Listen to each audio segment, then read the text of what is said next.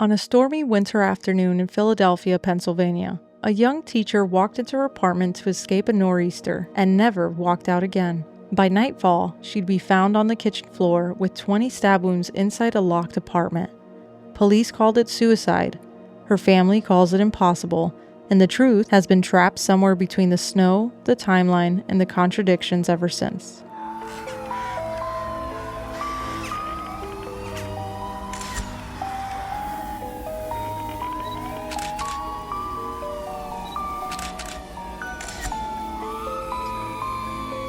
Welcome back to Macabre Mondays, where mystery meets the macabre with your favorite Deadly Mary duo. I'm Ale. And I'm Tom. Your guides through the strange, the sinister, and the Spook. I see what you did there. Remember we used to do like fricka spooky what? Yeah. Every time. We really appreciate you guys just holding off and waiting for us as we maneuver this new chapter without one of our third four-legged besties, but he is running wild and free. Yes. Over the Rainbow Bridge. But we are here today because we've got an episode for you guys, for Tom as well. That was the space. I know, I'm a little bit all over the place. It's my, I don't know what to call it, to be honest. Yeah. Yeah, but anyways, today, where do you think we are going to, Tom? Take me home, country roads, West Virginia. No. Damn. Minnesota. No, but that's a good one. Mississippi. No. I give up. We are going to fly, Eagles, fly on the road to victory. I knew you were going to Damn, like you that. actually know part of the song. I know. I think that's all I know. I don't know the rest of it, though. I am the most proud husband ever right now. And I they're just playing right now. Oh, yes. Okay. I was like... Obviously not at the time you guys are listening to this at 5 a.m. on Monday morning. But at the time we're recording, they are playing. Tom's like, so how long is this going to be? Because we've got the games on tonight. You guys don't understand. I never get to watch the games live because, one, I will not be at fault at the spending $80, then the additional whatever on the Red Zone, on YouTube TV. Like, you have to have this subscription with this add-on just to be able to watch the game. I don't want that. We're just going to have to go out to I'm about to buy an antenna again. We should. You can't go wrong with going back to the OGs. Back to OGs. And I'm sure a lot of people probably have antennas still. My mom included. I could see that. Yeah, my mother included. But yes, we are going to Philadelphia, born and raised. Most of my days.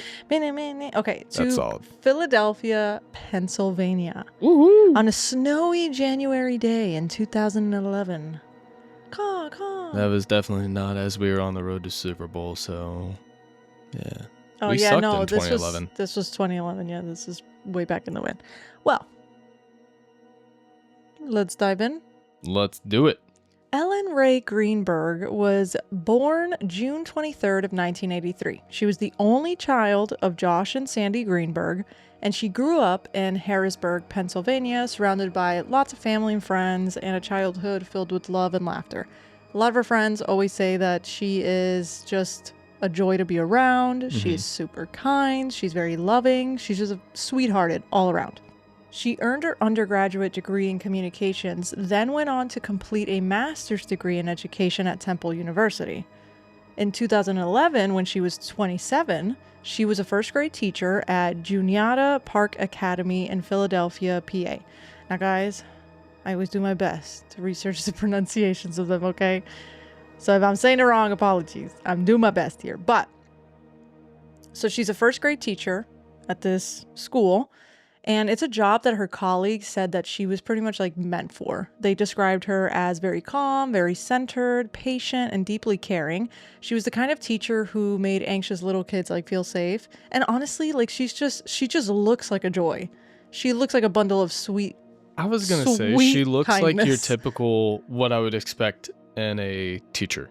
Yeah. Just, you can kind of get off the smile and everything. Yeah. Her energy, just in the photos, she just gives off this like warm and Yeah. like calming demeanor to her. She also kind of reminds me of a favorite teacher I might have had in like second grade.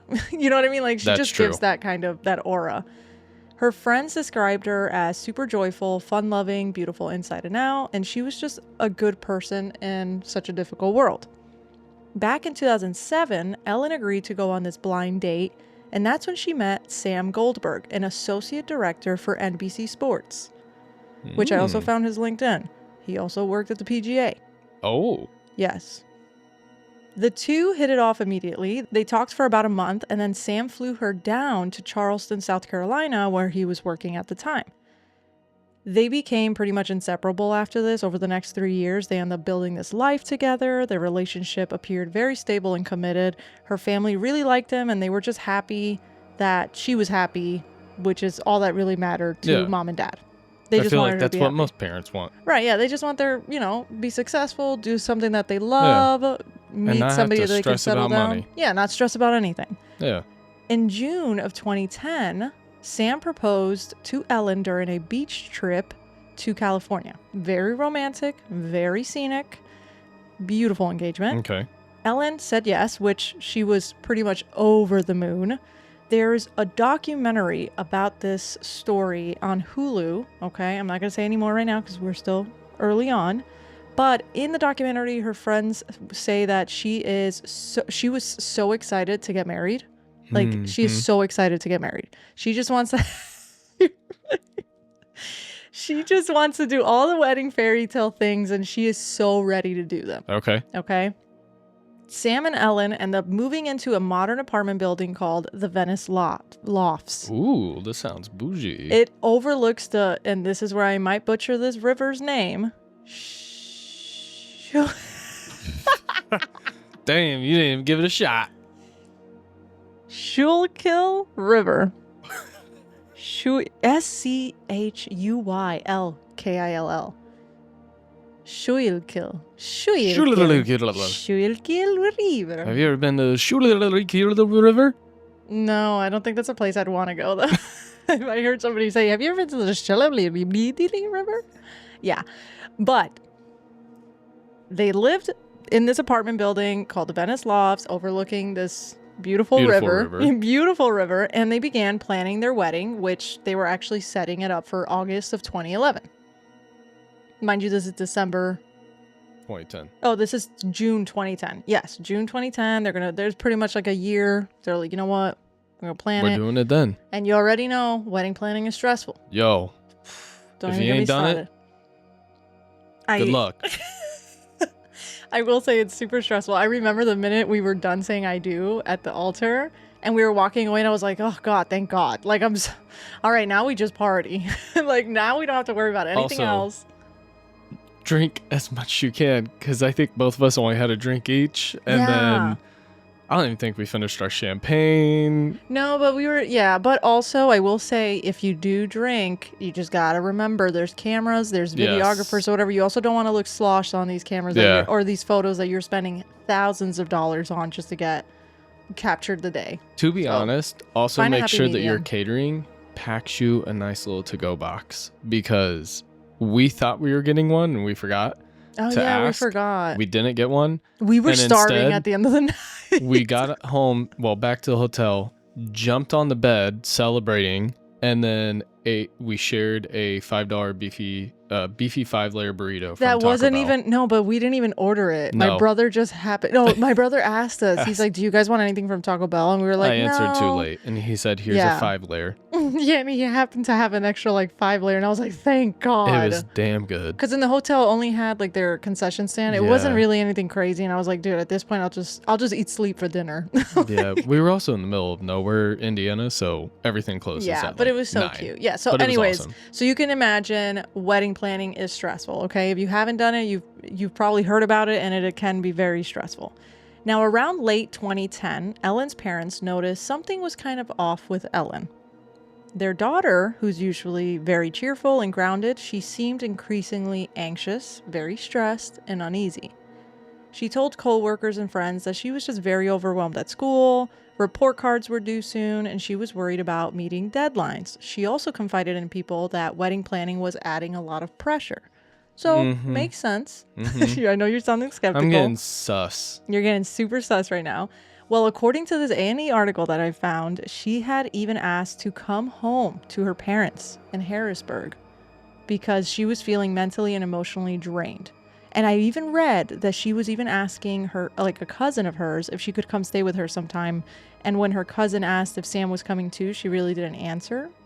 So it's kind of weird. I also feel I like thought I was getting sus to the right person. it sounds like I knew it. No, but I thought that was very interesting because to me, I'm like, okay, something must be going on with you and Sam because I don't know. I try to put myself in the shoes, right? And if I was fine with you and I asked my mom, hey, I want to come home. Like, I just want to get away from all this. One, I must be really going through it. Yeah. And two, not mentioning you're coming with is just kind of... Yeah, that's a red flag. It's just interesting. Yeah, right. It's just kind of... Yeah. It's sure, just kind we'll of like call it interesting. interesting for now. It's intriguing. It's very intriguing. It's just, yeah. Fine, To me, I'm it's putting odd. cautionary flag. Flag on the play. Flag on the play. Well, her father made her a deal. Listen, you'll see a psychiatrist and they'd revisit whether she could take a break from teaching. And at this point, her dad his main concern was making sure that his daughter is happy, she's fine, she's feeling okay, and that the job is secured. Because she worked so hard going to school, she's got her master's, like she did all this, like to just like, leave. To leave, right. And then, yeah. So, and he's just being a typical he's parent. doing everything he can yes. to support, yeah. And so he's like, all right, we'll have you see a psychiatrist, and then from there, like, we'll revisit if you can take a break from teaching for a bit or something. Which they were saying, even in the documentary, their friends that were also colleagues of her at school did say, like, it's stressful. Like, being a teacher is stressful. We've heard of it. My sister's a teacher. Yeah. She talks about how stressful it is. There's a lot going on. There's no way any teacher gets everything they need done within those 8 hours that you're also teaching. Yeah, you guys are definitely doing more. And I mean, that's what I mean. And you're not getting paid for it. So it's a lot of, it's stressful. They also don't really get paid well. No, they don't. Exactly. So now a longtime friend of Ellen, Erica, she actually stated, I think she was hiding stuff that was going on in her relationship. But again, they didn't know any better because they're only basing off of what Ellen's telling them. And Ellen's saying, like, you know what, I'm really stressed out, which, mind you, could be very much true. She's got wedding planning. She's got school. She's a first-time teacher. There's a lot of new norms. Yeah. There's a lot of adjustments. All at the same time. Yes. Now, Ellen did go see a psychiatrist who prescribed her clonazepam. Clorazepam? No, Klonopin. Jeez. And Ambien for generalized anxiety disorder. Okay. Ellen continued working, planning her wedding, and trying to get a handle of her anxiety. And by all accounts, she seemed very determined to keep moving forward. And then came the storm. A legit nor'easter. Oh. Wow. You're bracing for impact with this storm. I was ready. Yes, you were bracing for impact. So in Philly, around January of 2011, there was a nor'easter, very powerful coastal storm. I remember this.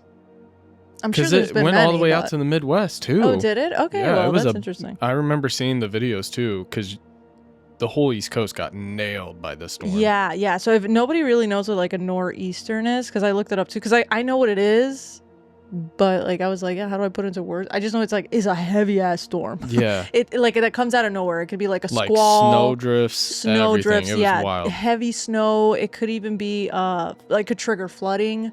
It could knock out, like, the power grid off of a city. Like, it's just, like, an intense, fierce also, northeast wind storm. Just want to add one additional point. If you don't know what a squall is, look it up. I didn't know what that was until I moved to the East Coast. Yes. And then I remember my phone went off one day saying squall alert, and I was like, what the hell is this? No joke. It was clear, sunny, and then out of nowhere, all of a sudden, it was blizzard conditions for the next 15 minutes. Yeah, so it says it cleared up. A squall is a sudden, intense, and short-lived burst of wind, often accompanied by rain, snow, or sleet. So imagine all that. Yeah. Imagine all that. Yes. It gets brutal. It gets brutal on the East Coast. Okay. Apologies. Well, Philadelphia was being hit with one on January 26th of 2011, which means schools are going to close early. Clearing roads is going to be heavy. People are going to be out here sea salting everything, okay? Sea salt. And obviously they're going to send people home, like as many people as you can to wait out the storm. Everything closes down when shit like this hits. And of course, Ellen being a teacher, she's one of the ones that gets sent home because, I mean, she works at the school. School's closed. I mean, I'd be excited too, though. Yeah, I get so then excited. There was no VR, virtual schooling. Oh, I was like, VR? You mean remote classes? Whatever, yeah. Like, school, we lived it good. School closed back in the day. And that's it. School was it. You don't got to work. You didn't have laptops at home? Yeah. I mean, you did, but you didn't do school. It wasn't a thing. Yeah, the COVID really opened that up. COVID really opened that up. All right, so let me take you on the accounts of January 26th of 2011. Mm-hmm. It's 7 a.m. Ellen wakes up like she always does. She calls her mom.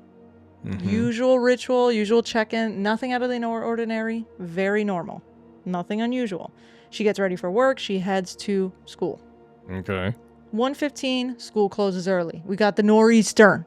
Nor'easter. Go home. Nor'easter. Nor'easter. Right? We've got the nor'easters out there. Because of the weather, the school district dismissed students early. Ellen leaves at 1:15 p.m. Okay. Okay, I've got everything timestamped based off of everything that I could find, just to make it easier.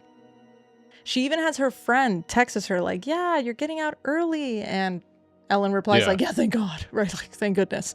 Because, I mean, who wouldn't be excited? 1:26. Security footage shows that Ellen is stopping at Manayunk gas station to fuel her tank. She's going to top off whatever's left because that's also smart. I don't know. Smart. Yeah, if you don't know, but like usually when you, especially on the East Coast, like if there is a blizzard coming, you got to top everything off. That's why everybody goes a little bit crazy and they like, there's no more toilet paper. Everybody runs out of milk. No. Toilet paper was only a COVID thing. I know, but I mean like people just kind of go a little bit nuts. Haywire. Yes, haywire. And they're like, you know what? I need to stock up on chicken broth. Like, I need to stock up on bars of soap. Even though, just to be fair, even the blizzard of 78, nobody was without groceries for longer than maybe a week or 2 weeks. I know. It's just the worry of it coming across. So I totally get that. Yes. But I agree. Sometimes I'm like, guys, it's just one day. We'll be okay. Like, maybe just don't wait last minute to do everything. But I get it. You know, I've been there. I'm not perfect. I do that too sometimes. Plan and prep. Yeah, exactly. Plan and prep. Probably. Oh my God. It's so bad. Okay. So 1:26, she's at the gas station. She's topping her gas tank off. Great. She goes back home. She returns to her apartment. She settles into her routine. Changes into comfy clothes. Nice. She's grading papers. She's responding to emails. That red ink going on that paper. She's like F, A, B, C, D, F, F, A, A, right? Mm-hmm. Great. Normal, ordinary, nothing is unusual here, okay? She's even beginning to like cut fruit for a snack or to like make lunch the next day. So she's prepping. 3:47, Ellen sends a text from her phone. 4:45 p.m. Sam leaves the apartment around 4:45 to go to the gym that's in the building. Okay. And he also texts her saying that he is going to the gym. Surveillance at the apartment building does capture Sam entering the on-site gym. So yeah, he did go. 4:46, just a minute after, Ellen uses her laptop. Great. 5:28, almost an hour later, Sam comes back to come back to the apartment. He's done at the gym. I'm going to go back home. I'm just waiting for the damn shooter drop. Keycard data shows Sam re-entering the building around 5:28. Okay, which by the way, guys, I did my best to find the timestamps. Okay, if I'm off by a couple minutes, just know that this is roughly around the same time that this all happened. He goes to the apartment, to the door, 603, and finds that when he tries to open the door, the latch is closed from inside the house. Okay, what do you call those? Like the swing? Like the security latch, yeah. Yeah, the swing latch, right? Like, bam, no one's gonna come in. Yeah. Great, pin that. Pin it. Flag. Penny? Flag on the play. No, that's not a flag on the play. No, that's not a flag? just a... How would you say that in like football terms? Highlight reel. Okay, highlight. Highlight. I don't know. I'm like, fumble. Okay. Within this next hour, it's like 5:30, right? He's trying to get into his house. He's like, what the hell? The door's unlocked, latched from inside. That's weird. Sam starts banging on the door. He's calling out for Ellen. He tries the handle again. He's like, hello, banging on the door. No answer. He starts texting Ellen. Between 5:30 and 6:30, Sam sends Ellen a string of messages. Hello, what are you doing? Open the door. I'm getting pissed. You better have a good excuse. What the fuck? You have no idea. Sending all these type of messages, okay? So he's pissed. Yeah. He's pissed. Which I was like, weird flex, but okay. Yeah. Calling her nonstop, and he says that Ellen isn't answering him. He's banging on the door, nothing. By the way, this is all happening. Think about it. He's lit in an apartment building. Don't go any further than that. Thank you. He's in an apartment building. So obviously he's going to have neighbors. There were neighbors that did hear him banging on the door, like him yelling out for her name. And they just immediately assume that they're probably in a, they're engaged. They're probably having an argument or something. I don't know what's going on. Loud as argument. Sam then goes to the front desk to ask a doorman, because they have a front desk concierge, I guess you can call a doorman, if he can go up with him to help open the door, because she's not answering. But the doorman tells Sam, well, I can't do that because per policy of the building, he's not allowed to leave the front desk only for the police or like the fire department. So only for immediate first responders. That's the only time he can leave his post, and he's not doing that otherwise. But he said, let me try ringing her. Let me see if I can get her on the phone or something. So he's calling, still not answering. Nothing's going on. Sam leaves, goes back up to the front, to 603, to his apartment. Yeah. Just doing the same thing. He ends up coming back to the front desk at some point within that hour. So this is all happening within this hour before 6:30, and tells the doorman that he's going to knock the door down. He's like, I'm going to knock it down. She's not answering. Okay. And he's like mad. Like the doorman's like, he's angry. Like he's like literally like, I don't know what the hell's going on. He's not like all this. At this point, after an hour of unanswered texts and talking to the building staff, and Sam decides to break into the house, into the apartment. He enters the apartment, and he finds his beloved fiancée, Ellen, whom he loves so much, on the kitchen floor, propped against the cabinets on the floor. Damn. A 10-inch serrated knife still is like in her chest, like stabbed. Damn. Sticking out of her chest. Fruit and knives are like scattered on the counter because she was cutting up some fruit. She was prepping something. And then we get the 911 call.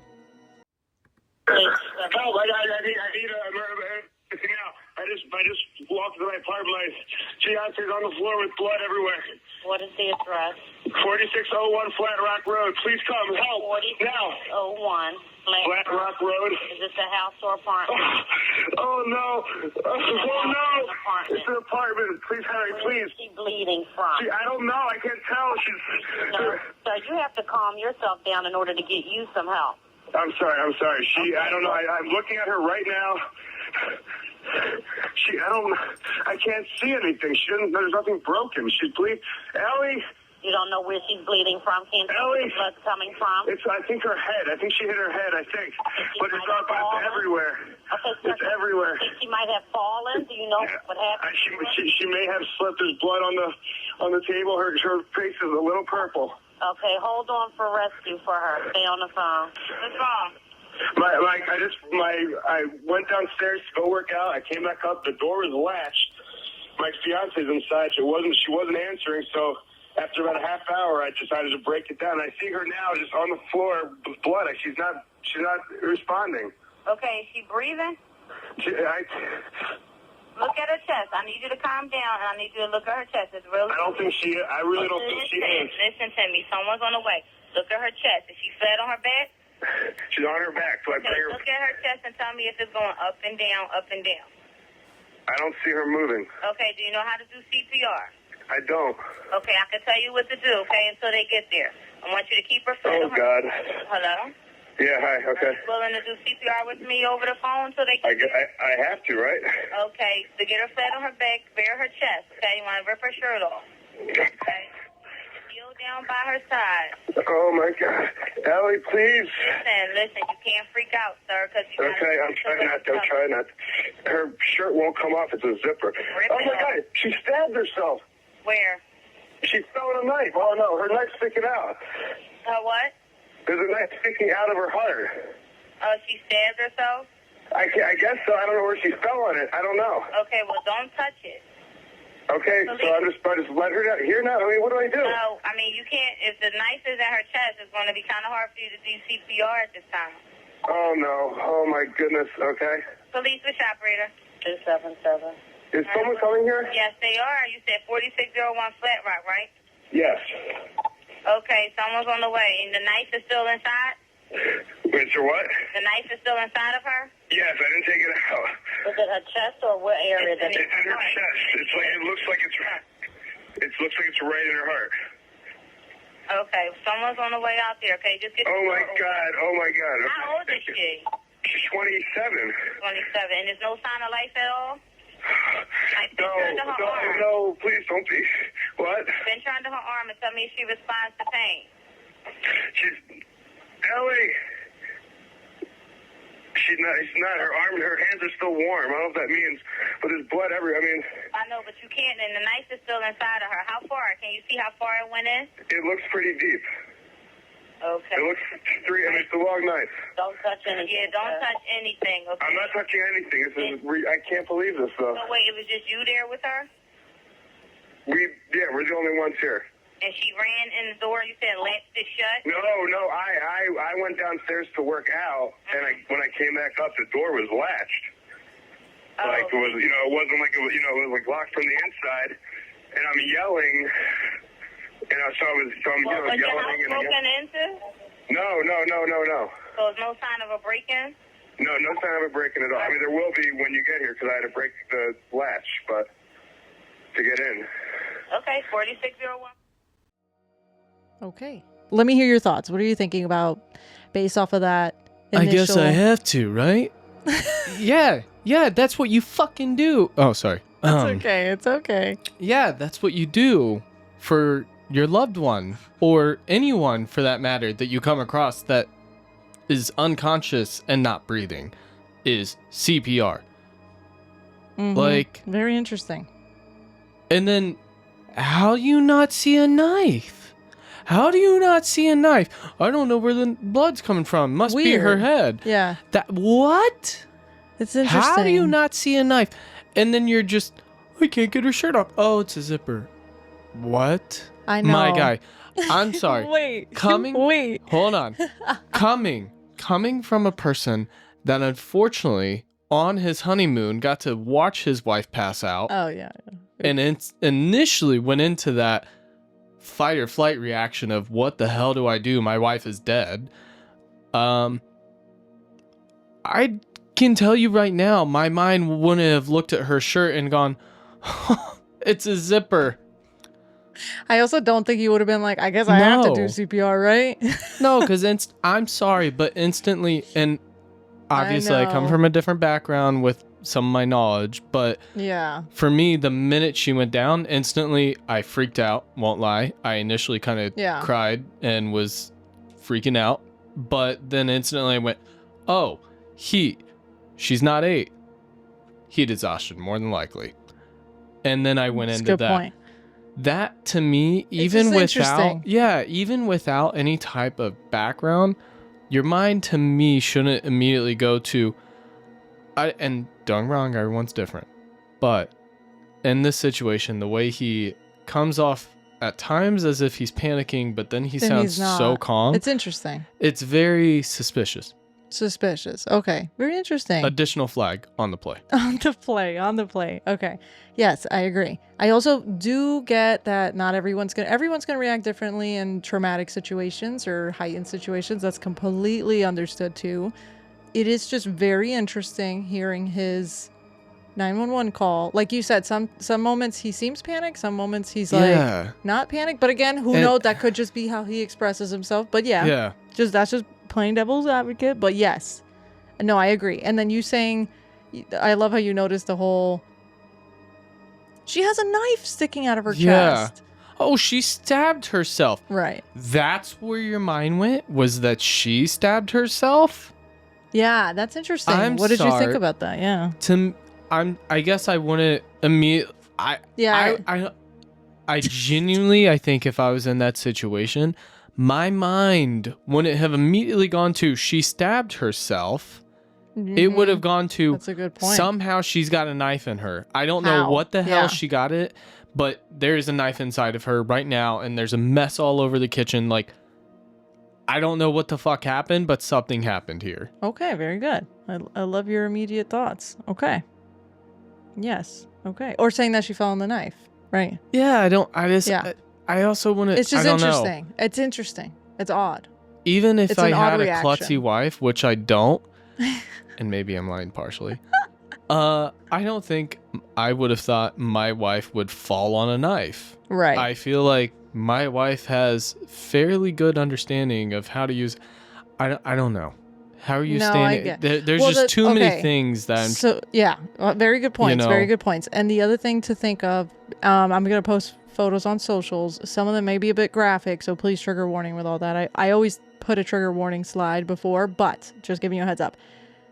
When he came in and he saw in the apartment, she is literally slouched like on the floor, so her back is against the bottom cabinets, so she's like slouched. So to me, I just find it weird that like she fell on her knife, but her knife is sticking out of her. Okay. Yeah, actually, that's a good another point. How Because would if she she have fallen? Did fallen, she fall and then lean like back? bounce back? Right. It's not a video game. Because the way that she is laying, she is found, unfortunately, she's like slumped. Like her legs are just straight out slumped. Okay. Yeah, Now we'll no. get more into it. Okay, let's go. Okay, let's do it.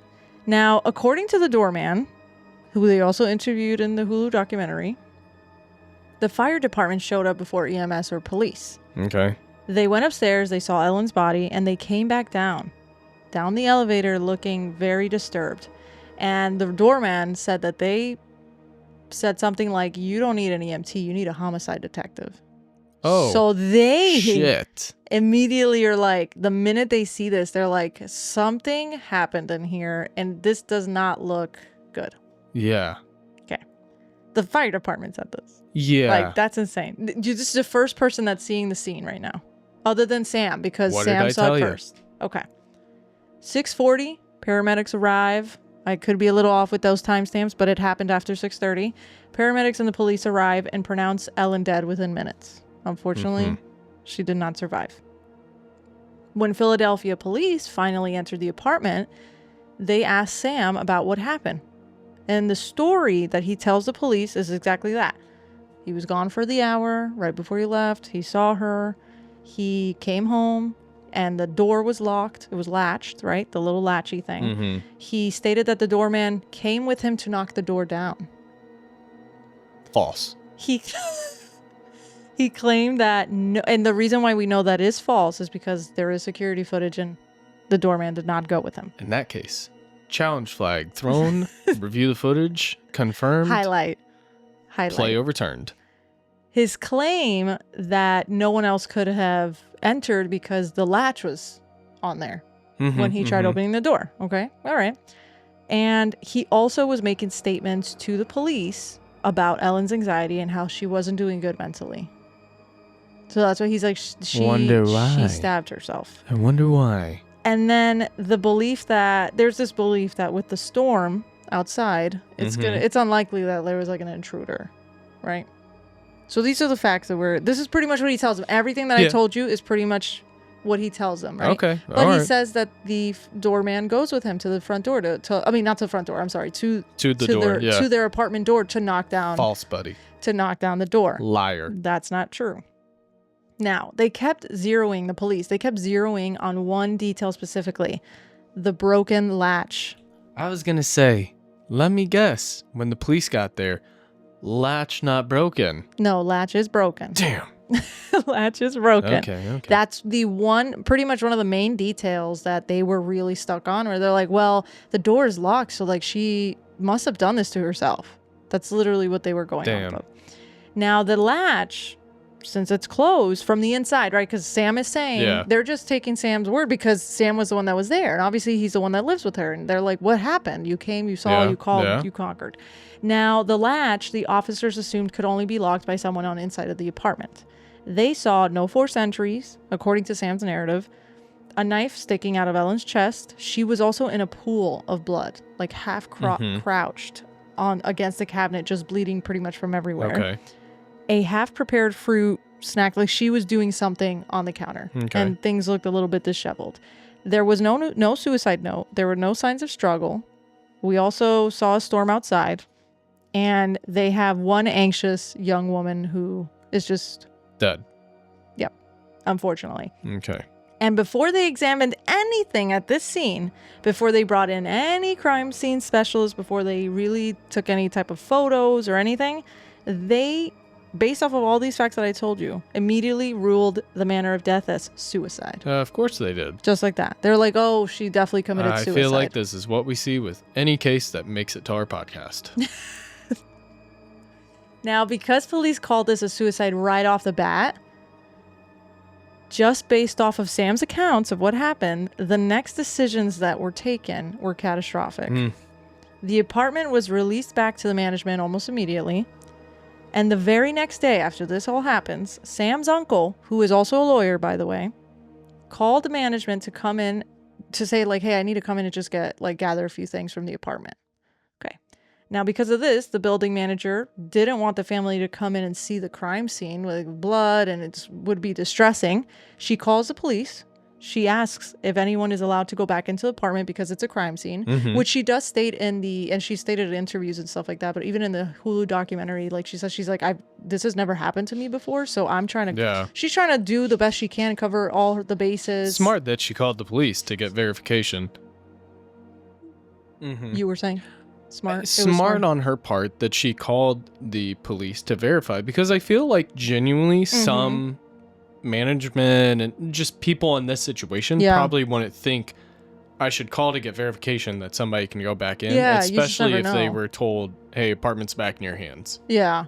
And she wasn't there, like she had stated, she wasn't there that night that it happened, but the next morning, like she's obviously like dealing with all this stuff. Now, when she calls the police to ask if anyone can go back in there, because she knows, it's a crime scene, the police pretty much just end up telling her, like, it was ruled a suicide and to refer to, they literally gave her a crime scene cleanup crew phone number. Oh. Here you go.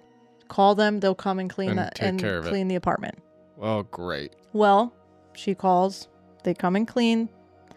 And pretty much, we're not just talking about a regular cleaner.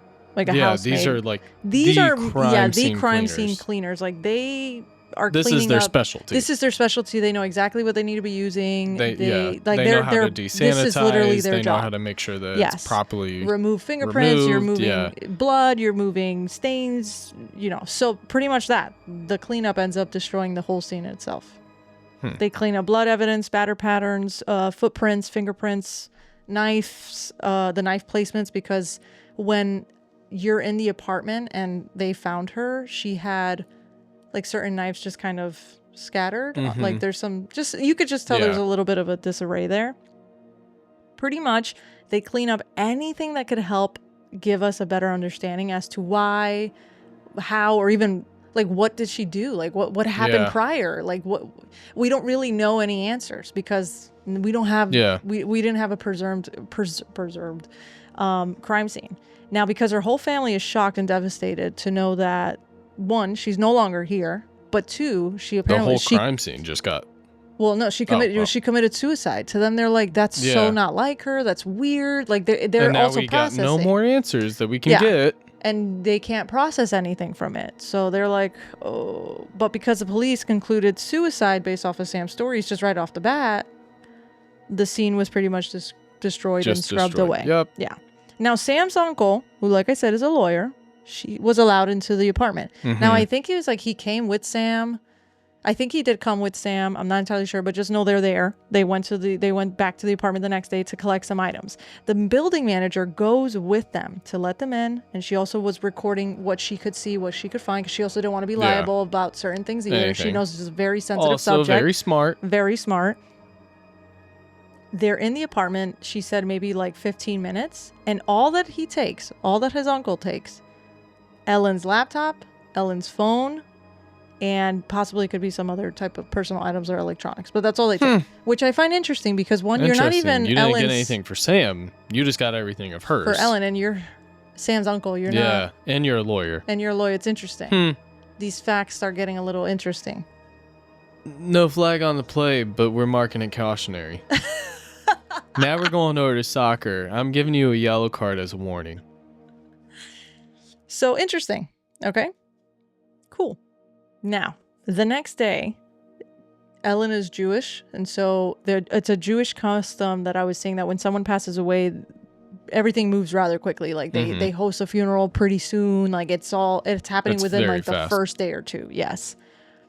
Right when her family is at the funeral, okay, her dad is about to go up to give his eulogy.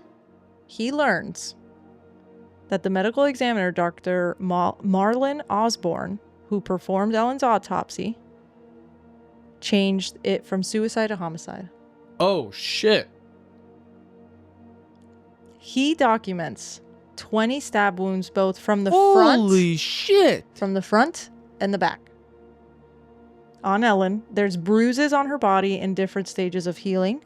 There's a stab wound that penetrates close to her spinal cord, and a stab wound that was deep into her heart, from what I was seeing in her chest. Oh my gosh. I saw some type of, some of them say there was, or maybe there was no hesitation wounds from what I was reading, or maybe I misunderstood that, but from what I was reading, there was no hesitation wounds. Yeah. Okay. Multiple forceful stabs that would cause immediate motor dysfunction. No clear indication that she could physically continue stabbing herself after certain injuries. So with all this, Dr. Osborne's first documented ruling was homicide. Mm-hmm. Now, the most controversial meeting in this case, from what I was seeing, okay, because how did that go from suicide to homicide? What's going on here? Something's going on that's interesting. Okay. After the autopsy, detectives end up meeting with Dr. Osborne, and they tell him that Ellen had anxiety. They're pretty much laying the case out for him. They're like, she was stressed, because I think they also take into account, medical examiners also take into account the cause of death based off of all the police investigation, because how are they also going to be able to kind of corroborate a certain story? Now, I don't think it's like 100% everything that they base it off, but I don't know. I don't really know. I'm not a medical examiner, okay? But they told him about Ellen's anxiety. She was stressed about teaching, wedding. The door was locked from inside. They're really stuck on this. There was no signs of forced entry other than the fact that Sam had to break into the door. Ellen was alone. Therefore, in view, it's a suicide. The meeting apparently lasted under an hour, and by the time it was over, Dr. Osborne said, okay, I'm going to change the manner of death from homicide to suicide. Back to suicide. Damn. Back to suicide. Huh. Now, this would end up altering the next 14 plus years. Oh. This reasoning of it changing to suicide pretty much completely ignores 20 stab wounds, 10 of them, from what I was seeing, the back of her neck, multiple deep, which obviously, forceful stabs. If you know anything about human anatomy, a neck stab wound is basically going to paralyze you. Yeah, no, yeah, especially by the spinal cord. And also, like, from what I'm also like, how do you even... Yeah, you can't. It's just interesting. I'm sorry, no. Now, a knife was embedded in her chest, bruising in different healing stages on her body. It was like her arms, legs. There was lack of self... So all this pretty much to say the door was locked, which means it could only be suicide. Okay, case closed. Now, while he was trying to get into the apartment, Sam, right, there was something that he didn't tell the police about that night. He made 2 phone calls, actually. Oh. Both to relatives who were lawyers, his cousin, who's also a lawyer, and his uncle, who is a lawyer, before he broke into the door. So that's interesting to me. I also, but then a part of me is like, okay, maybe he called. Okay, here's thus far. Okay. I'm like, all right. Would it make sense if, let's say they were in an argument before he left to the gym, and I don't know, maybe it was so bad, this argument, that when he was coming back and he saw that the door was locked, that pissed him off, because he's already pissed during his argument, and he calls his uncle, who's a lawyer. I find it weird that he calls his cousin as well. I don't know. Maybe he couldn't reach one or the other. I don't know. But he calls both of them. And he probably wants to see, maybe he tells them about it. I need to knock down the door. Can I get in trouble? I don't know. That's another part that I was like, is that? No. But I find it weird. No. I find it strange. I'm sorry. No. It's hard for me to just brush it off, though. No. Okay. I'm on to you. But it's true. Like, why? But why would you call them? That's interesting. There's no. I'm Especially sorry. since you're trying to get in the house. I would call my dad, or I'd go back down to the bellman and say, "Hey, am I gonna get in trouble if I break down this door?" Okay. All right. Well, true, because it's also another thing. It's like, why call? I don't know. It's just weird. It's just very weird. Okay. Now, my thing is, for somebody innocent. Yeah, that's true. My other thing is I think I would have, I don't know. I also am like, obviously we're not him, and I know everybody reacts differently. I get that part. It's just really hard for me to wrap my head around the fact that if I was there and I was coming home and I was like, yeah, I'm coming back from the gym, mad or not at you, I would be knocking down that door probably the first 10, 15 minutes. Yeah. Because to me, one, I would find it weird that you're not answering. You're nothing. The latch is closed. You knew I was going out. That's weird. Why would you do that? To me, I would immediately assume, oh my God, something happened. Did he pass out? Typical thing. Did he faint? Typical thought process. Yeah. Did he have a heart attack? Because I love him. Innocent. Because I love him. No, so that's how I think of it too. Where I'm like, okay, I mean, I find it incredibly strange. A lot of people do, because especially even in the 911 call, it's very again, you're so weird. Fishy, my it's guy. Fishy. It's fishy as fishy as fishy. Fishy. Now, things to note thus far, okay? Ellen's psychologist later does testify saying that Ellen never expressed suicidal ideation of any kind, not once. So that's interesting, right? Now, again, who's to say she may not just have said it? Okay, sure, but interesting. She's going for this anxiety that she has, and she needs to see someone to get help. If she's just like this bundle of joy, very kind, very loving, I don't see why she wouldn't express that. If that's it is what she's feeling. She's there to get help, right? Yes. But again, some people may be different. Who knows? Now, the latch becomes this entire foundation for the Philadelphia Police Department, right? That's why they're saying it's ruled a suicide. Now, but if the latch was closed, meaning the door was locked from inside, no one else could have gone in or out, meaning that in their minds, right, this had to be suicide. But the building manager does state that it is possible for the latch on the door to have closed by slamming the door shut. She's done it before. It's happened before. She says it is possible. You could have locked the door very, very like forcefully that it could have latched the door over. Yes. Okay, so that to me, I'm like, interesting. It's possible. That does lead to... You can also use a string to pull the latch after you've closed the door. Yes, I've also seen, I mean, not saying clearly, not that we know of, he had a clothing rack. Hanger. Yeah, a hanger, because I've seen people do that. Yeah, there's plenty of ways to get this thing to... Right. You know. I also feel like if you had like a relatively like thin hand, I could probably like... You know what I mean? That's a no, because when I was younger, I did try that once, and it did not then never work. mind. Yeah, okay, that definitely wouldn't work. So, okay, so we've got that. So she says that, so that could be a possibility. Cool. Okay, well, the building doorman... He testified saying that he never went up with Sam. So I don't know why he would say that. And he even says it in the Hulu documentary. He's like, I don't want to call anybody a liar, but I did not go up with him. Yeah, which, and again, the cameras... I'm sorry. Even if you try to blame it on, well, there was so much happening. No, you're going to fucking remember who the hell was with you. Like... Yes, no, I agree. That's my other thing, too, that I'm like, if I'm in this high... like right now in that moment, I would probably be so high alert that the last thing I'm going to be doing is lying if I really have nothing to lie about. You get what I'm saying? And again, traumatic events. Yes, correct. The minute the traumatic event happens and everything, usually you do not remember every detail right away.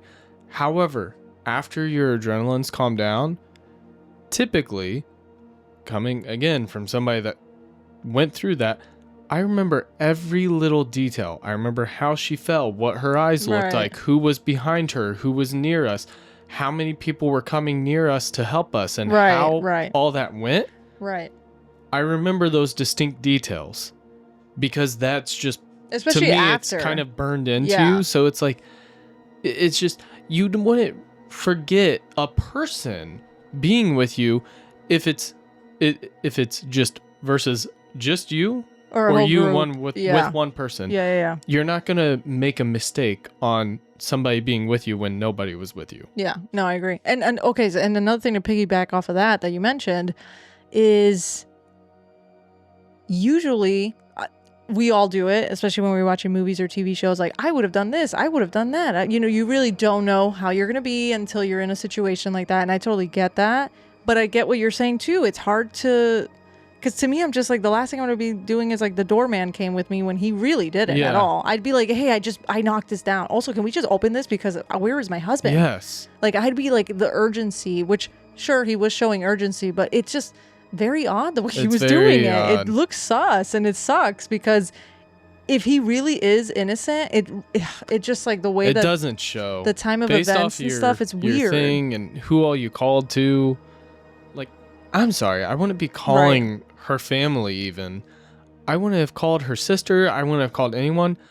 I would have been focused on getting to her. That's all I would have cared about. Yeah. Right, exactly. And like the other thing too, when it came to that 911 call, not once do you really kind of does he mention fear of any sort or worry, like, is she, I don't know if she's okay, or you're scared, like texting her, you're scaring me, like, what's going on, like, you're freaking me out, I'm gonna call the cops if you don't open the door. Yeah, like, and you're telling her like, oh, you better have a good excuse. What? Yeah. Like, what the fuck is going on? Like, all these other things. Like, to me, I'm like, why are you? That's if anything, weird. If we ever got in an argument that bad that you locked me out, or I thought you locked me out, one of my texts would probably be like, "Are you seriously this freaking pissed off that you're locking me out?" But then, and I'm pretty sure, and you let me know, I don't want to put words in your mouth, but if even if you messaged me that and in 10 minutes I haven't messaged you back or called you back or answered, you probably would have been like, you're starting to scare me. What's going on?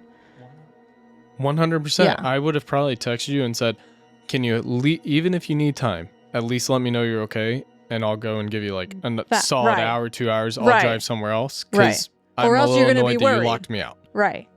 And that's where, like, here, this whole time, he is just like impatient and annoyed and angry. And it's just like, it comes across like he wants to get to her because he's pissed the fuck off. He's pissed off. Yeah. It's just interesting. And also, Ellen's dad had stated that, well, and his mom too have stated, like, they couldn't believe that someone who said loved their daughter would call 911 like that and say those things. And just like, he just expected there to be a lot more care and kindness and like love in those words that was not at all being reflected. Now, when Ellen's parents learn about her death being labeled suicide, homicide, okay, they knew their daughter, and they honestly did not believe this. They also, I mean, at the beginning, like, from what I was seeing, they were really in disbelief that their daughter could have committed suicide. We have seen that in families, though. That is a statistic. Some people just find it hard to believe, and I totally get that. But they just knew, like, with her mental state, they felt instinctively like something in their gut was telling them there was more to the story than just suicide. And always listen to that. Always trust your gut. Very true. Very true. So while the police moved on, they're like, yes, that's suicide. The Greenbergs began investigating on their own. So they started hiring like literally like a team of forensics experts, lawyers, to help them figure out what is going on, because they're not getting any answers. And when they found out that the manner of death got changed from from suicide to homicide, like, it wasn't even them, that the police didn't call them. They found out from somebody else. From someone else. Yes. That's wild. Right. Which I have heard of a lot of cases like that too, which is sad, because the first people that should be alerted are said family members that are related to the victim. Yes. Now, Ellen's parents hired attorney Joseph Podraza. Blah, blah, blah. I can't talk today.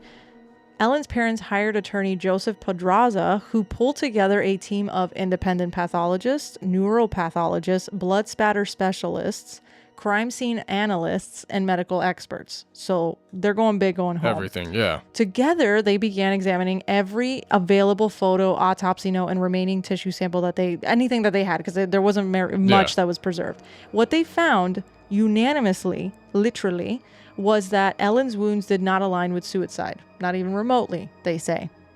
One of the most discussed injuries is the stab wound that penetrated Ellen's spinal cord.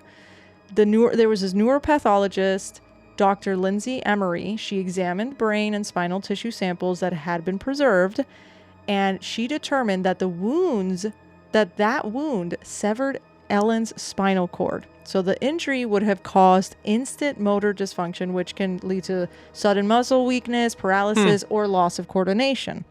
Meaning that Ellen would not have been able to hold herself upright, and she likely would have lost basic motor control. So she could have not continued stabbing herself after this wound, which is interesting. Very. Yes, and yet there were multiple stab wounds inflicted after the injury. Some showed no hemorrhaging, which strongly suggested that they occurred post-mortem after Ellen was already dead. Now, Interesting. this alone, honestly, you would think like this alone would be like, all right, that's it, sealed. Yeah. This can't be suicide. That's just doesn't Gotta make be any a sense. homicide. Exactly, but it didn't. Now, there's another forensic psychologist, veteran forensic scientist. He reviewed the blood patterns, and she also noted that the blood flow on Ellen's clothing, the pooling on the floor, the directions of the stains, and the blood patterns did not match a person who would stab herself 20 times and moved during the act. I told you I was sus of you. Which, I mean, everything that I was reading, I was like, it makes sense because I don't really know about this world. Essentially, like, I don't know the science behind it. I don't know. Yeah. But so here's the thing. logically, If you're stabbed or you stab yourself and you just stab yourself once, usually you're not going to have a pool because the knife, and that's why they say if you ever get stabbed or to like whatever, leave the knife in? you leave it because that is literally what is keeping the blood from all escaping. Yes, yeah. Well, that's a good point. And I also feel, you know what throws me off? The back.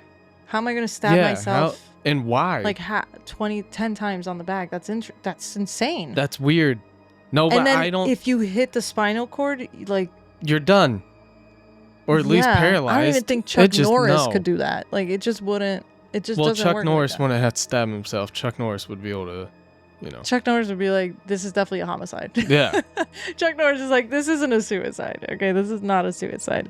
Now, based off of this, she pretty much just says that blood tells a story. And in Ellen's case, the story was inconsistent with it being self-inflicted injuries. Her wounds suggested that she was likely stabbed while already being incapacitated. She did not move during the stabbing whatsoever, or that the scene may have been staged. So those are her three theories. So she's like, this is what I would explain it to be. Yes. And they're saying likely, right? She's not being like 100%. Right, because again, it's the certain lingo that they have to use, but she's saying based off like she believes that's we know most what likely. Her thoughts probably were. Now, which based off of these findings, it obviously goes against that suicide ruling. Now, forensic pathologist Dr. Wayne Ross reviewed the autopsy data and photographic evidence, and his findings were that many wounds required significant force. Some wounds were inflicted at angles impossible for it to have been done on herself. Several wounds lacked hemorrhaging, which meant that they were inflicted after she was dead. And the bruising pattern that she was having could suggest restraining or some defensive type of contact. Ellen's positioning where she was found did not really match a collapse from someone who would self-stab themselves. Yes. And he pretty much stated that this is a homicide. He's like, this is literally a homicide. Mic drop. Now, Dr. Henry Lee, he was well known for his involvement in the O.J. Simpson case, also reviewed Ellen's case, and his conclusion was that the manner of death should be reclassified as undetermined at minimum. Because it's either homicide, undetermined, or suicide. Suicide, probably. There's probably other options. I'm just saying that's what they were talking about. Thinking, we don't know everything, guys, okay? We don't know. We're not professionals. Yes. We're just like, I'm just a silly girl. And I'm just the husband getting dragged along. Dragged along for the ride. No, but from which I was reading, right, that's pretty much just his way of saying that there is really no scientific basis for calling this a suicide. That's how I interpreted it. That's me. But remember the latch that the police based pretty much practically all their conclusions on? Well, independent experts that Ellen's parents hired, they actually recreated Ellen's exact model of how the scene looked at the apartment. Okay. As close as they could from what they had, including the swing bar lock. Okay. And they demonstrated multiple times that the latch could have been locked from outside. Huh. It could be closed if you close the door hard enough with force, like the building manager said. It could appear intact even after being broken. And it is impossible to know if it was locked before Sam forced the door. So we don't really know. Suspicious Yes. even more. And its position could not be used to really... well, obviously, like, you wouldn't really be able to determine suicide or homicide from a lock. Like, that's just kind of, And that's another thing to note, okay, guys? Another thing to note. We don't know when he could have broken the door down days earlier, the day before. That's true. We don't know. That could have just been a thing that maybe it wasn't even him. Maybe it just broke months prior to them living there for some reason, and he just never fixed it. He could have also weakened it to make it easier to break. That's a good point too. And stage. That's a good point too. Yeah. But that to me, it's like, I don't even know, like, how would you even know? You don't know when that was actually broken. It could have just been an accident. It could have been intentional. It could have been because there was a situation that happened. Needless to say, sketch. Sus. Sus. So another thing to mention is that Sam, in his police report that night, okay, when the police came and took his statement, he said that the doorman came with him. Obviously, we know it's false. False. Now, Ellen had multiple bruises across her arms, legs, and her body. But they were not fresh bruises and not all from the same day. So multiple bruises in different stages of healing means Ellen had been bruised repeatedly in the days or weeks leading up to her death. And the bruises occurred at different times. Why? Why does she have so many bruises? Probably because well, never investigated. No one ever asked. Well, I was going to say, isn't it the typical, like, domestic violence thing that the husband always says, oh, she fell down the stairs. Yeah. Where you notice bruising. Yeah. She fell down the stairs and then she fell on a knife. Yeah. I wish, but my other thing too that I was thinking is, like, I know certain medication causes bruising, or you're more likely to bruise, but I don't know. I don't know about that part. Yeah, I don't know about that part. I don't know what she does. But yes, let alone, like you're saying, if you see certain bruises and there's, I mean, you got to take all the precautions you can. Just very suspicious. Yes. Now, suicides by multiple self-inflicted stab wounds are extremely rare, from what I was seeing. Suicides by 20 stab wounds at that is going to be probably from the back of the head and the front are like non-existent. You mean people that are trying to commit suicide don't try to go after the most unique, craziest, most difficult places to stab themselves? Right. No, yeah. Yeah. I know, surprising. Which she also had, I don't think I saw it, but I think they mentioned it in the Hulu documentary, so I'm not entirely sure, but she had a gash on her head. So how does she get a gash on her head? I don't know. Sounds like somehow she must try to knock herself out to commit her own suicide while she was knocked out. I know. It's interesting. Well, clinical expert Courtney Conley, she noted that people who die by suicide usually choose something quick, something that doesn't require repeated force, like you said. And she also added that stabbing yourself 20 times is extremely rare and would be extremely difficult. And then there's also a psychological dimension to it, which I thought this was so fascinating because I don't really know about, like, these statistics. Yeah. People contemplating suicide often take steps to minimize trauma for loved ones and not maximize it, which makes sense. And in the Hulu docuseries that I've been referencing, it's called Death in Apartment 603. There's a forensic psychologist and behavioral analyst. They explain on the documentary that people who are planning suicide typically do not engage in mundane, future-oriented tasks. They're not running errands. They're not fueling. They're not planning for the future. They're not planning for the next day. They're also not putting gas in your car to prep for a storm. They're not doing chore-like activities. They're not planning for a wedding. They're not planning for a wedding. Sure. Tom is onto you. I'm sorry. Yeah, no, I get it. Trust me, I get it. Because when I was reading it, I was like, it's really hard to not. I've also been on attempted suicide scenes, and they're never. I'm sorry, it's never the way that this is. It's always. This just is fishy. Yes. This is fishy. It's extremely fishy. It's fishy. It's very fishy. So in other words, if Ellen was planning to take her life at home that afternoon, why did she stop for gas? Why did she prepare a fruit salad? Why is she answering work emails? Why is she still grading papers? Why is she following her normal routine? Is she killing herself right as she's making a fruit salad? Right, which this is another thing too that they were talking about, was that as much as also most suicides statistically, people don't plan for tomorrow when they intend to die today, right?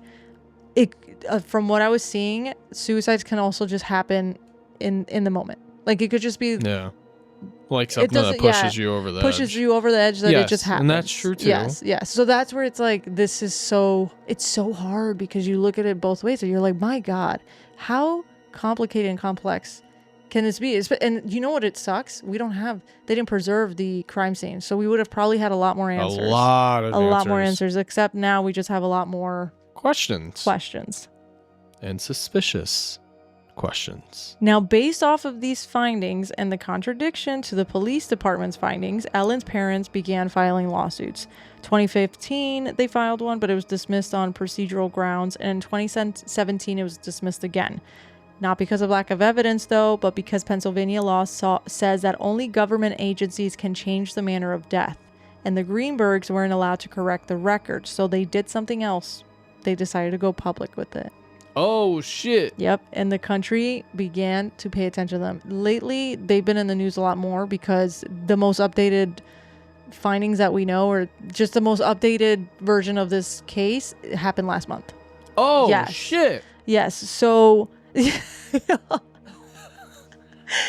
you crack me up. I love you. I wasn't waiting. I was not ready for that. You love it. Yo, how many more slides can I go down? Okay. You can start going now. Okay. For years, the Greenbergs pushed for answers alone, okay? But they were hiring experts, they were filing lawsuits, they were holding press conferences, but their fight really looked like a grieving family that's just trying to move mountains, because that's usually the go-to, right? You're a family member, which is different cases like this. A family member, there's some type of really tragic, inconceivable type of death that a lot of people assume like, oh my God, can the family just get over it? Like, no, it just doesn't really work like that, you know? Okay, so guys, I will post this on socials, but there is a demonstration of like how many, they pretty much show where all her stab wounds are.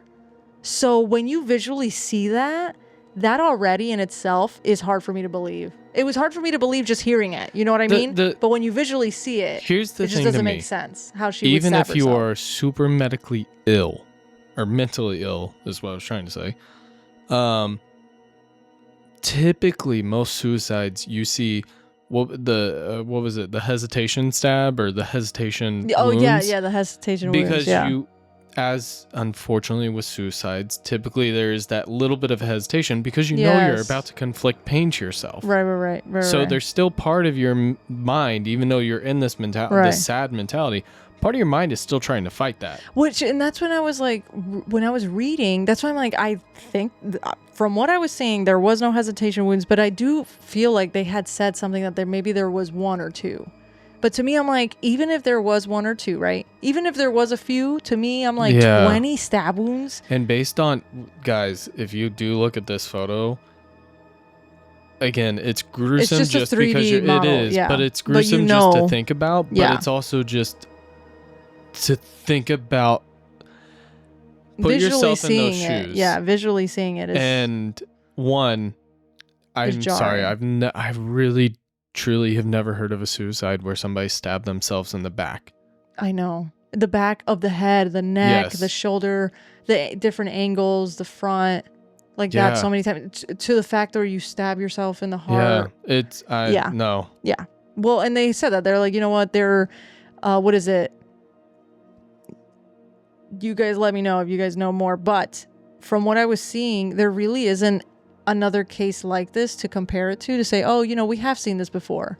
Yeah. You know, this has happened before. Nothing really comes close to it. So that's what makes it also so suspicious. Because this isn't normal. It can't be suicide. Yeah. It just can't be. Just let alone with like the spinal cord, or just imagine stabbing yourself 20 times. That's, I don't know. That's insane. Now, for years, the Greenbergs were pushing for answers. Okay. For years. I'm talking 14 plus. This is still happening as we speak, guys. Then slowly the story began spreading. True crime podcasts were picking it up. We've got documentaries. I mean, me and you are talking about it. The journalists are digging up public records. There's national outlets that began writing about the contradictions, the unexplained injuries, the questions that an investigation just doesn't even answer. It just, all that. And the more people learned about it, the more impossible for this official narrative to be what it is. Are you seeing the latch right now? Yeah. Yeah, because, so here's my other thing too on the latch, right? Tom's back on the latch, guys. Just because one, there's a bunch of different things that I don't feel like are correct or look correct. And I don't know. What do you mean? Like, what part of it? And the latch? Yeah, I personally, I'm looking at this and hold on. What? Wait, am I looking at this correct? The latch looks like it's going toward, like it's angled up and towards. Yeah, it seems kind of weird. I wasn't sure. I was trying to look at different photos of the latch. Whatever. Either way, it's there's sus. just a bunch of weird stuff between the knife, the stabbings, and where the stabbings were, and the mark on the head. It just doesn't make sense to me. And there is a photo, yes, that's blurred out when I was watching one of the documentaries. It's blurred out, but you can kind of see where she is, and it's so, I mean, it breaks my heart just looking at it, but it just can't be. It's so hard to even, I mean, at least rule it undetermined. Yeah. So we can just find more answers. We're not saying it, we're not saying it's got to be him, but this just doesn't make any sense. It doesn't make sense. It doesn't make sense. And even if it wasn't him, it looks like it had to have been a robbery or not even a robbery, because to me, a robbery gone wrong, you don't stab somebody this many times. Yeah, there's nothing missing. Yeah. Well, other than that, his uncle took her laptop and all that, which they do give it back. But to me, it's also like, we don't know now. It's tainted. It's tainted evidence. Also, why did you need to take that, though? It's weird. Why out of everything you take all that? It's all weird. I'm sorry for people that maybe are innocent and just do some weird shit. I know. But I do at feel the bad same about time, that. That's horrible. In aspects like this, why, especially as a lawyer, why wouldn't you tell your nephew, do not touch anything, right? If do you not move anything, if you were innocent, do not pick any of her stuff up, don't touch the apartment, don't go back, let the investigators finish their thing. Come hang out with me. That way you are fully cleared. Because now everything you've done has now made not just you, but also your nephew look extremely suspicious in this whole crime.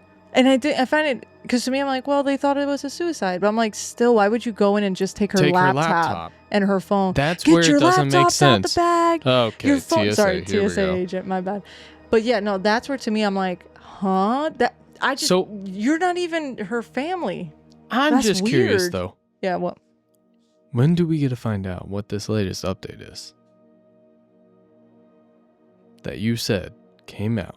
All right. Well, in 2024, the case landed before Judge Linda Carpenter, who reviewed thousands of pages of evidence, expert reports, and procedural records. Her reaction was pretty much blunt. She suggested that they made a huge mistake, that this case left her extremely troubled. She criticized all the delays. She questioned the logic behind the suicide ruling, and she urged officials to take this case a lot more seriously. Her role is pretty much limited, but the fact that she's even speaking on it is like powerful enough, because this is like the first real person in power that's like, something's going on here and this is strange. Now, in February of 2025, we're in this year now, after more than a decade of fighting, the city of Philadelphia reached a settlement with the Greenberg family. As part of the agreement, the city paid a monetary amount. We don't know how much, doesn't really matter, but that's what they did. The city agreed to an independent review of Ellen's death. The independent review would be conducted outside of city influence, and the case would finally get another official look. Because at this point, they don't want to do anything. Like, the police department is like, no, I don't want to do anything. Because they already have enough bad press, and they just had to make a settlement because, obviously, wrongdoing without them admitting that there was wrongdoing. Well, the most shocking development came from within the medical examiner's office itself. Oh, shit. Dr. Osborne, the ME who originally changed Ellen's manner of death from homicide to suicide, signed a sworn affidavit stating that he no longer stood by the suicide ruling. The new evidence contradicted that conclusion, and the manner of death should be revised. The case required further review, he said. A signed affidavit, man.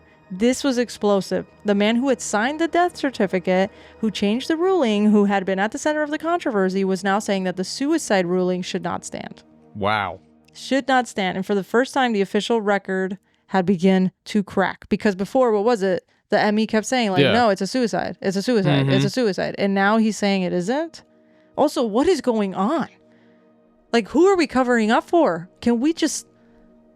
Come on. Just let's do it. Yeah, just what is wrong with you? You obviously people, know. There's people here that need to know what happened to their daughter, and even if you can't put a person behind bars for it, we need answers. As long as somebody can at least know. Yeah.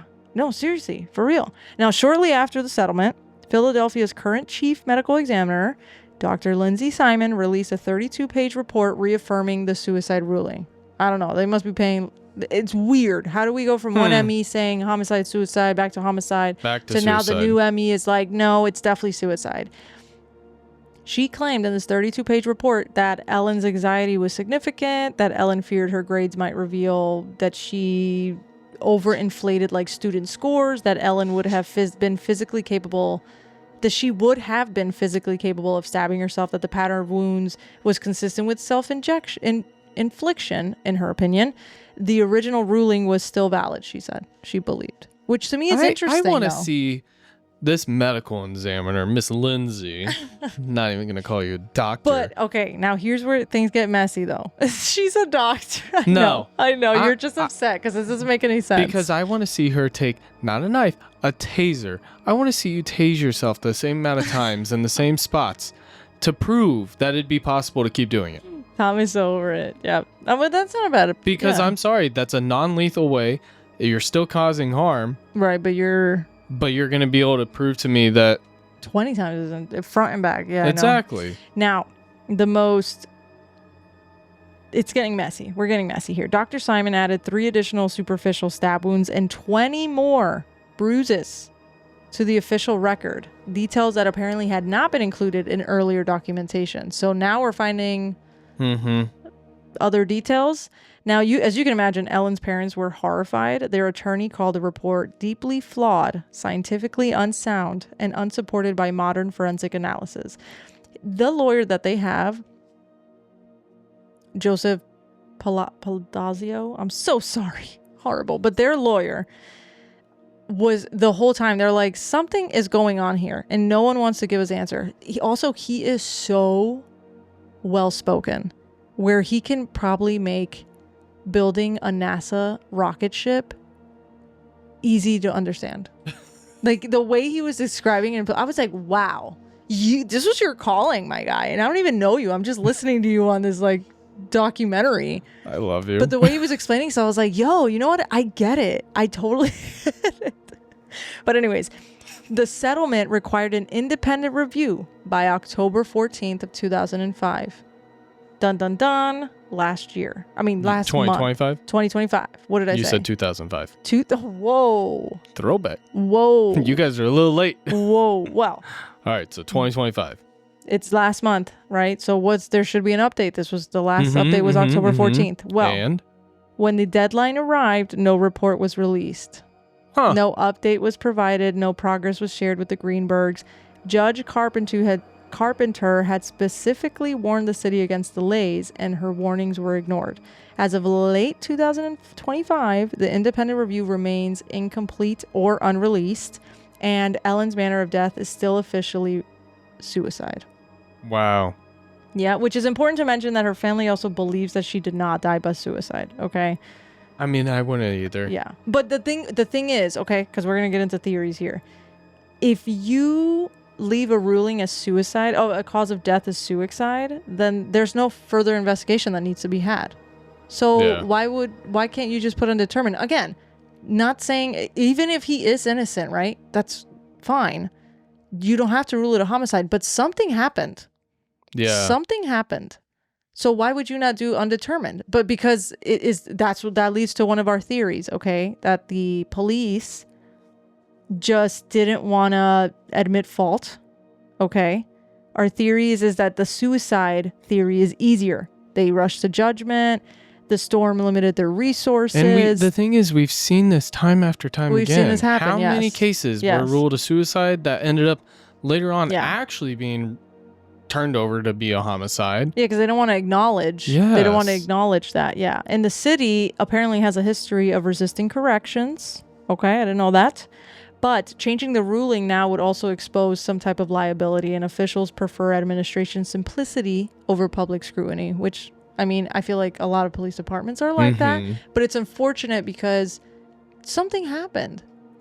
Sometimes it's, you know what, it's okay to be wrong. It's all right. I think that's the biggest struggle, is that as a law enforcement officer, even the military and federal officers, take a lot of pride. You have to, because prime example, the FBI, anytime they've had corrupt people inside, it is extremely tough, and the FBI tries to keep it as quiet as possible, because that is you think of the FBI as like the biggest and the best and the most highly respected. So like then all of a sudden CIA. Something bad happens internally, and it reflects poorly on the agency. So I will say, in that aspect, I get it, but at the same time, you're not going to be perfect. Yeah, this feels worse though. It just admit like if you know it's wrong, just admit it, or at least put, hey, unfortunately, we can't fully determine it one way or another. Yeah. So undetermined. And I'm sure there's a lot of politics in that. I mean, you can only For imagine. Sure. So there's definitely, I mean, we're over here like, yeah, that might just be a drop in the bucket. You know what I mean? Yeah. But I totally get what you're saying, because to me, the whole time I'm like, well, you could just say that. So at this point, it's like, well, it seems like they just don't want to that's one of the theories. They just don't want to backtrack because it just wouldn't look good. And we're having to reopen everything. It's just going to get messier, and it's going to be even more difficult. And so the ruling stayed. That's one theory. The second theory is the suicide theory. Okay. We've got the swing bar latch appeared to be locked. Sam reported Ellen had been anxious. There were no signs of forced entry. All this happens. But again, that just doesn't add up, okay? It doesn't. Especially just let alone with the behavioral contradictions, right? Your typical suicide, particularly impulsive ones, often involve isolation, or there's an obvious acute distress. Maybe there's a sudden emotional break. Maybe there's withdrawal. Maybe giving away possessions, or some type of behavior that would signal some type of crisis. And from what they were saying, even friends and family, they're like, well, she didn't express these things. She didn't come off like that. But again, it's also hard, because how many times do we hear about certain suicides, that even in celebrities, weren't even expecting. They weren't expecting, because that's just how quick it comes. So again, that is one of the theories. Okay. Theory number 3, she could have been murdered by an unknown assailant. The intruder theory. Okay. They dismissed this just because the latch was locked. I mean, the freaking latch. Like, this is all they care about, is this latch. This damn latch. There was no forced entry. The storm outside would have made it very difficult to access.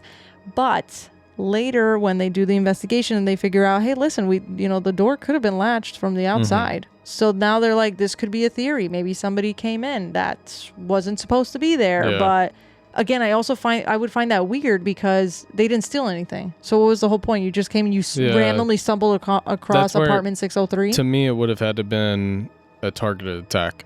Right. So that's what they were saying, that it really is the problem with this theory, though, is that there is no evidence of someone entering the building, a break-in, stolen items, a struggle in any of the other rooms. It would have had to been a neighbor or something. Yeah. And it was just in the kitchen. Yeah. Like, it's just in the kitchen. It's just very odd. It's very, very odd. Okay. And the last and final theory is that she was murdered by someone she knew. The common theory. Now, this is obviously supported by a lot of people who know about the case, and just forensic experts and viewers and listeners all around the country. But you've got all those things to consider, right? The locked door, the hour-long delay, the missing phone records, apparently, right? Because we don't have everything. The calls to 2 lawyers before calling 911, the contradiction in the doorman's story, the bruises, the spinal injury, cord injury that she did, the staging. Kind of looks like it was staged. Some of the experts were saying. Just all very odd. Yeah, and her uninterrupted routine before she committed suicide, quote unquote, right? So this theory does not accuse anyone by name, okay? Because, but it does explore the possibility of the theory that the killer was either led into the apartment, was already inside, or someone with intimate access. Hmm. And another thing that I just want to mention too is that according to multiple legal findings, Sam, he called his uncle and his cousin, who were both lawyers, right, before calling 911, before breaking into the apartment, before really like doing much here, okay? So it just kind of raises questions about his mindset. Yeah. What was his priorities at the time? Because it didn't seem like it. He was really that stressed or anything. Yeah, No. about her, essentially. I mean, and again, I get it. Everybody's going to react differently. Not everybody has the same. But still. Yes, it's just very odd. And what he probably believed had happened inside, right? All we know is that we have that hour gap, 5:30 to 6:30. Sam, and all we really have is Sam's interpretation of how this timeline went. That's really all we know. Because we don't have the crime scene to even go off of. Now, where the case stands today, we still don't really have many answers yet. But the minute that we do, we will do an updated episode of just kind of like the most updated, recent we'll be updates waiting on that. On behalf of the listeners. On behalf of the listeners. Now, do you want to know where Sam is today? Yes. Where's Sam, though? Because we had all this shit go down, and this You're guy. Like, where is Sam? Well, is he sad? Did he not get re-engaged? Because I probably wouldn't be able to if I really truly loved my fiance. Tom is so upset with. I know. Just saying. Well, remember, he's never been charged with a crime. It's all allegedly, but he has never really been publicly named as a suspect, and he also doesn't really speak. He's very private, has a very private life. I would too. But he continues to maintain that he says that Ellen took her own life. Like, he says that Ellen is that. Yes, that Ellen took her own life. Today, Sam is married. He is a father. Oh. He got married, I think, like 3 years after Ellen passed. Oh, only 3 years? Tom's like, wow, you should be. Something so traumatic, and it only took you 3 years to get over that? I know. Sorry. He lives a very private life. You're not entertained by him whatsoever. And he's just working as a freelance senior media producer. Now, he rarely speaks publicly about the case, if at all, honestly. He only spoke about it once that I could find. And it's because most recently about Ellen and an email that was sent to CNN because the reporter was trying to interview him with some questions, but he did respond back to the reporter, and the reporter's name was Thomas. Oh. So I'm going to read it. Thomas, when Ellen took her own life, it left me bewildered. She was a wonderful and kind person who had everything to live for. When she died, a part of me died with her. Unimaginably, in the years that have passed, I have had to endure the unimaginable passing of my future wife and the pathetic and despicable attempts to desecrate my reputation and her privacy by creating a narrative that embraces lies, distortions, and falsehoods in order to avoid the truth.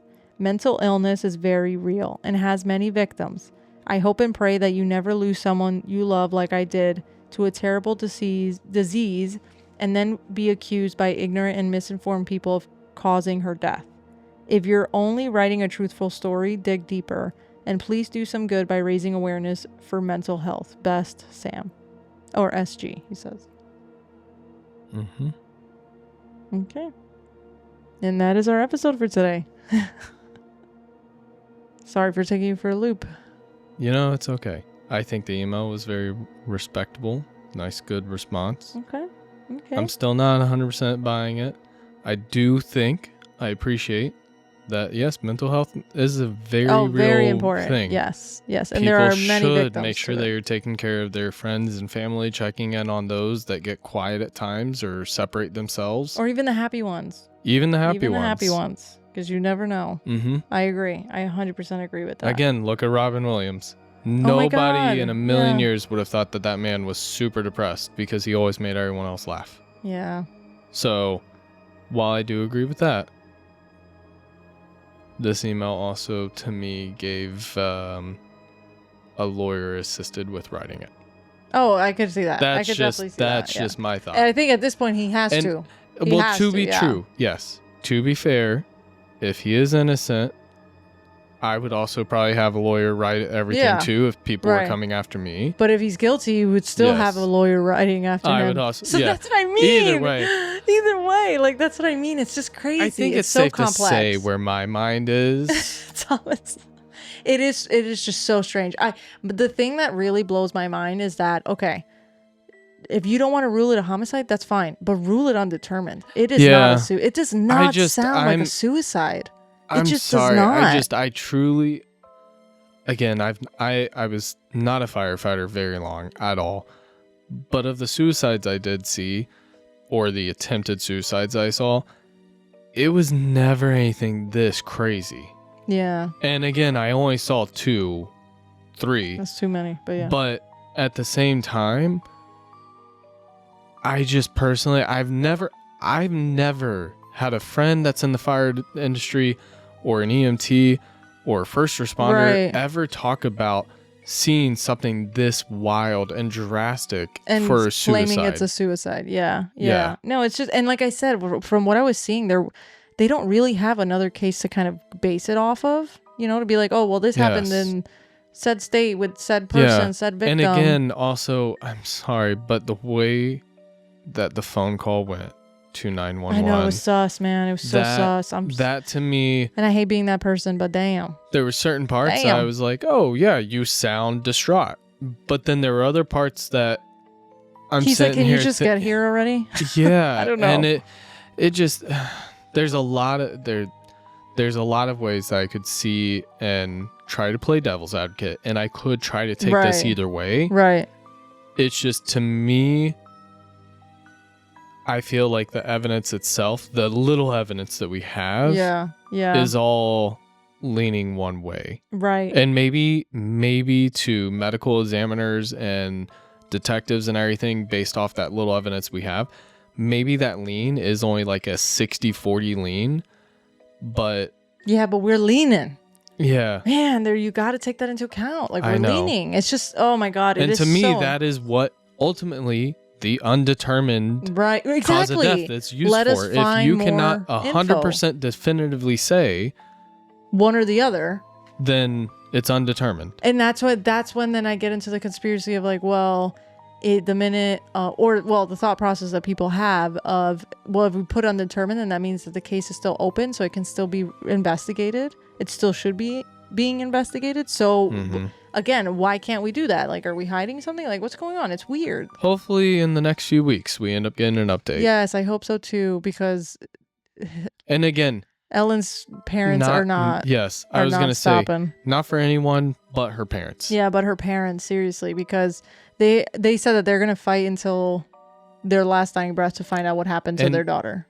I won't lie, part of me also wishes and hopes that if the world doesn't get an answer, at least it's a private answer to her parents where they can publicly state, hey, we can't say we're not disclosing what the ultimate cause was ruled, but we ultimately were given a cause of death, and we're happy that we were able to receive that news. Just so they can also get some peace. Get closure. Because, some closure. Like, that's, Jesus Christ, man.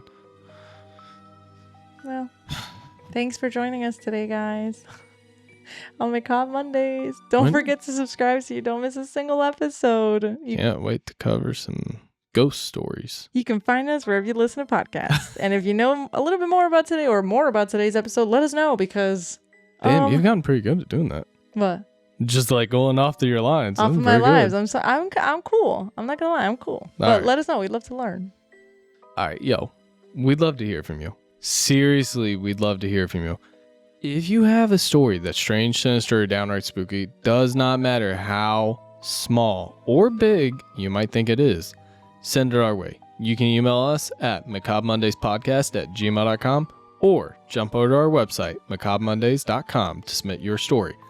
Yours just might be featured in an upcoming listener episode, and if you've not listened to the recent ones, they're good. So good. And we have had some solid listener full episode submissions that so good. Follow us on social media by searching Macabre Mondays for photos of today's episode, updates, and a little extra spooky fun. Thank you guys for holding us. Well, yes, thank you. It's sending so many beautiful messages It because was we really very appreciate nice it. to be able to Yes. be Thank you guys seen. so much. So thank you. Seriously. We'll see you next Monday for another sinister, strange, and spooky episode. Stay tuned. More mystery is just around the corner. But until then, stay spooky and stay safe, friends. I wish I could do that. Try it. Brrr.